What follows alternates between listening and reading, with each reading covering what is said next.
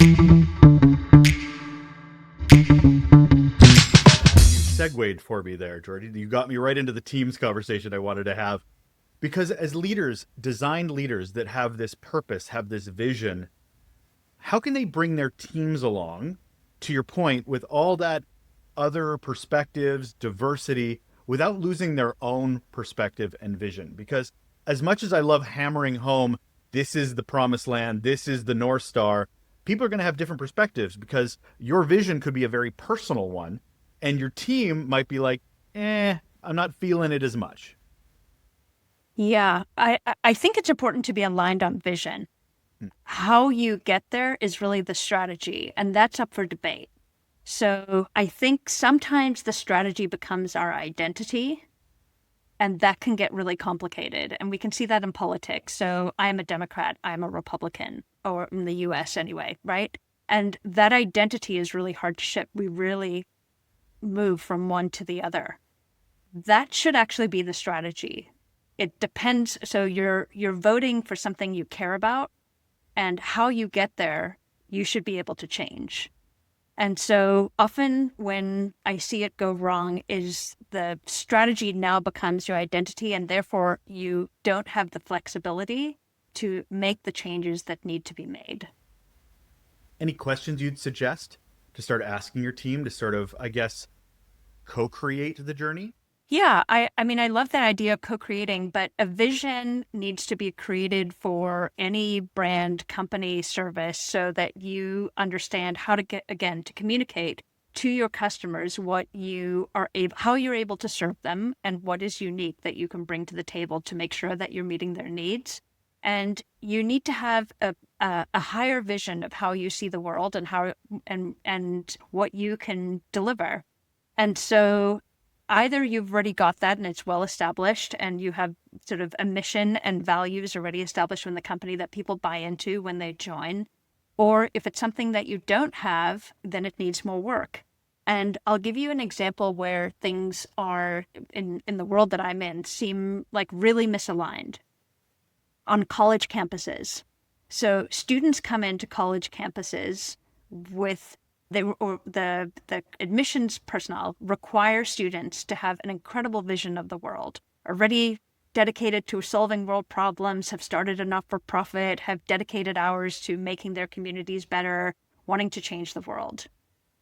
When the students are in college, they get very little of that messaging.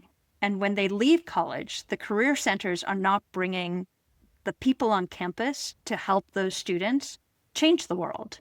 They're bringing the big corporate, so banking, consulting, or big tech, and sometimes some small not for profits because they help make the story look good. But they're not aligned with the value system from start to finish. And students are feeling that misalignment as also and feeling disappointed with what they're being helped with when it comes to the careers on the other end. And so that's an example. It's not a office example, but where a value system is not clear. And the losers in that situation are the customer, which is the student. And so that often happens also in companies where you have a purpose or a mission that is a nice to have, but it's on the periphery and it's not really deeply integrated into how you do business and serve your customers. I've always found vision and mission to be underutilized in the workplace as A, communication tools, and B, engagement tools. Because if you get a vision right, your team will fully buy in. They want to feel like they're part of something bigger. They want to feel like they're fixing a problem that is beyond and this can work in organizations, and there are a lot of organizations that have horrible vision and mission statement. But individual teams can have their own. I sometimes even call them purpose statements because I don't want to have another vision on top of a vision for the organization. But it still has the same impact. It's still like Yeah. looking to a better place. What's a bad vision? What is something within, and I'm still looking at teams at this point, not the macro, but more the Yeah. micro, a leadership, their team, their vision. When is it too much or too narrow? Well, I would say my number one red flag is if it's too vague or difficult to communicate. So if you can say, if everybody on your team knows what the vision is and can say it, you've got the right vision. Sometimes people have visions of, we're going to help serve people live a better life. It's just way too vague. Like, what does that actually mean?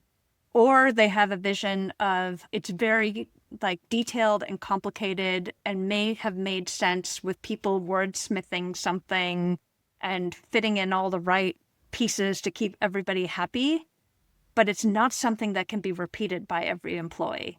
And so when it's easily repeatable, or even the value system, when it's easily known, okay, I'm at a crossroads, I need to make a choice for a client.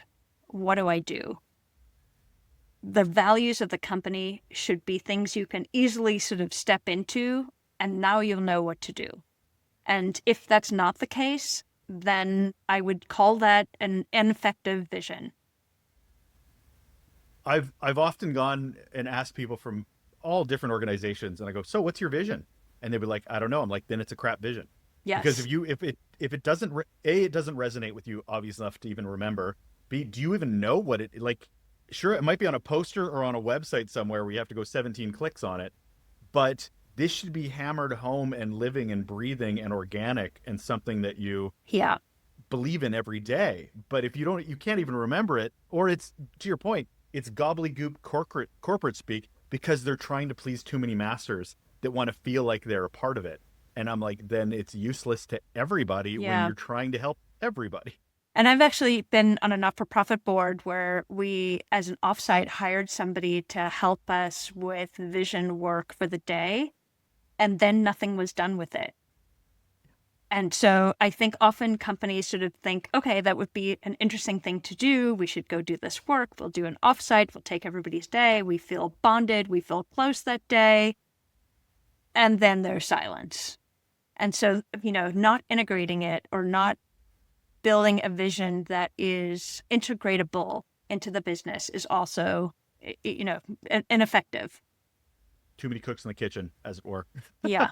Yeah. Or it's like anything else that we're doing today. We're consuming so much and putting so many inputs in, but what are we actually implementing?